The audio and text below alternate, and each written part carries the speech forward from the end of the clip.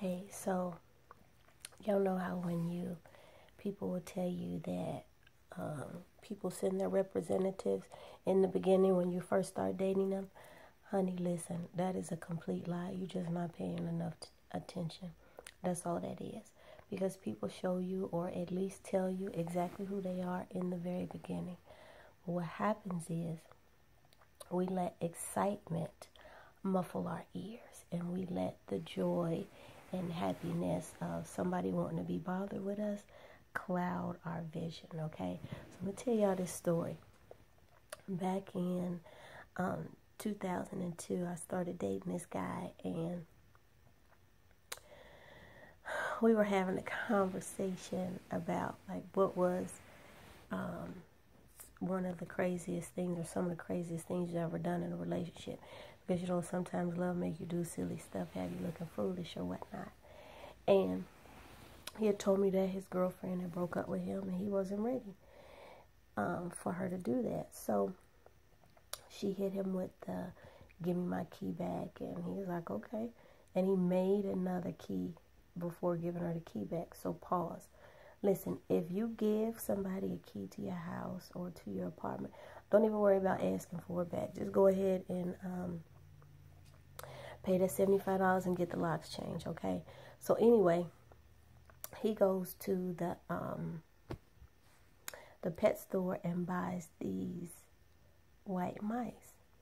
And she was at work, and so he let them go in her house. Now, she get home and see all these mice running around the house. So she called him because she doesn't have any brothers or uncles. And her father, they don't live in the same city she lives in. So really her only support system, more male support system, is her ex-boyfriend. So she calls him and he's sitting by the phone waiting, because this is all part of his plan. Waiting for her to call, and so she inevitably calls. And then he comes over and he gets the mice. So he's her knight in shining armor. So they have sex and then they back together for a little while longer. Now, I'm cracking up, falling all over the floor, dying laughing. Just like some of y'all are listening to this story. And I'm like, dang, that's wild. I was like, that is, something that's crazy. But what he was really telling me was like, Tiana, I'm crazy as that shit, right? And so if you break up with me and I'm not ready for you to do it, then I'm going to do you the same way. So, of course, when it's my turn to break up with him, I break up with him. Now, mind you, we are 6 months. We've been broke up for 6 months. Y'all, let me tell you what this fool did to me. So I'm coming out of Golden Glad one night. Everybody know I go skating on Sundays. I start up my car. And it starts stutter putting, right? Acting like it don't want to start up. Acting like it don't want to move. So I'm like, dang, what's going on with my baby? So anyway, I get out to the street, child, and it just stopped on me. So I called my friend, and I'm like, Tony, you got to, turn back around and come and get me. Something is wrong with my car or whatever.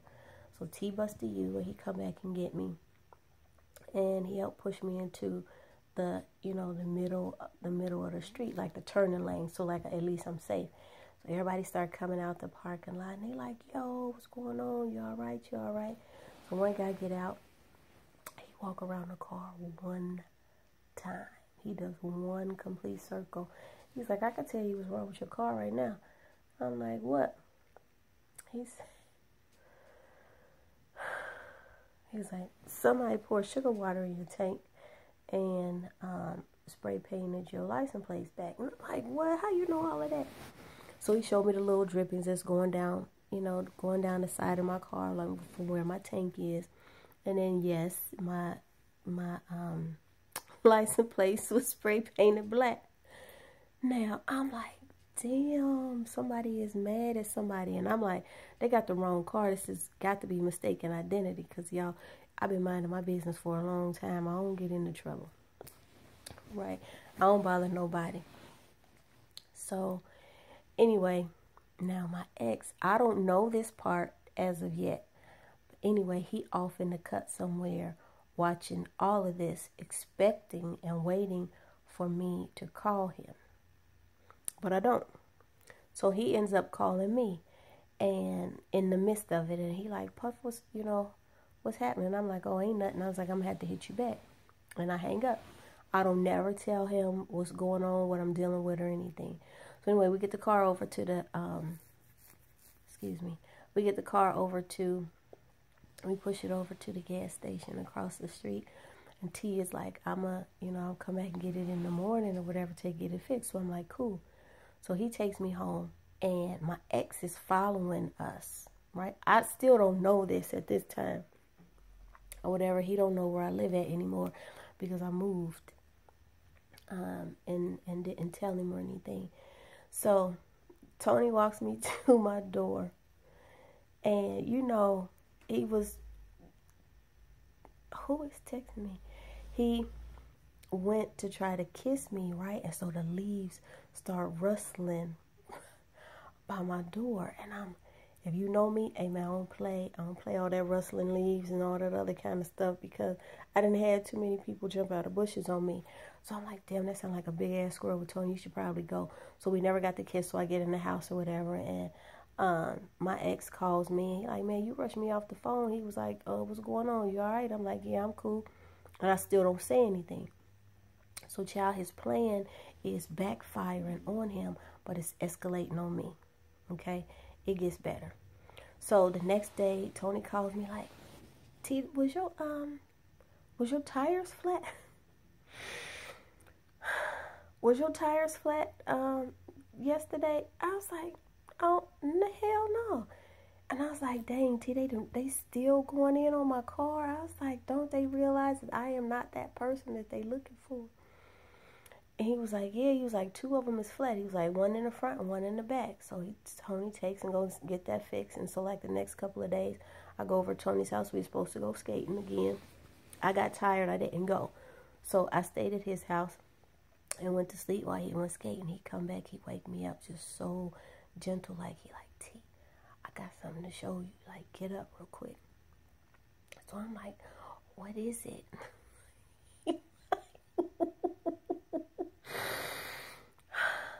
He like, man, just come here real quick. I gotta show you something.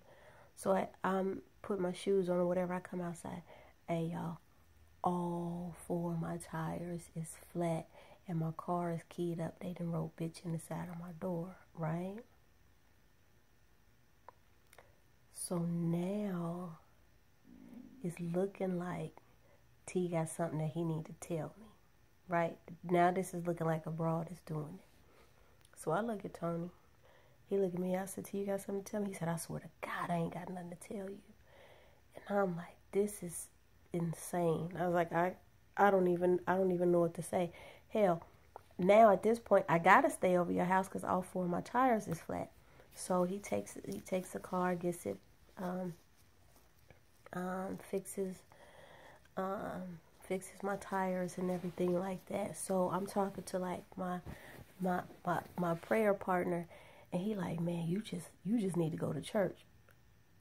I'm like, what? I was like, what does going to church have to do with it? He was like, man, you just come go to church with me or whatever. So that Sunday I went to church with him, and we go outside to get in the car, y'all, and all 4 of my tires was flat again.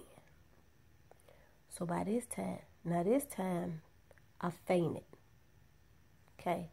And the only thing I remember waking up doing, it was I woke up crying, because now I'm shook. Like, I'm all the way shook, because it's everywhere that I go. Every time I walk out the building, my tires is flat. So that's 10 tires in 2 weeks, y'all. So his plan is backfiring on him and escalating on me. Like, because each time I'm still not calling him. And every time he's still calling me like, Puff, what's up? Like, what you doing? And I'm like, shit, ain't nothing. I'm going to hit you back. You know what I'm saying? He never gets an opportunity to become my knight in shining armor.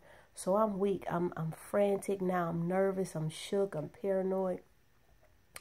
So my my church buddy gets those tires fixed or whatever, and he like, man, I don't know what you got going on.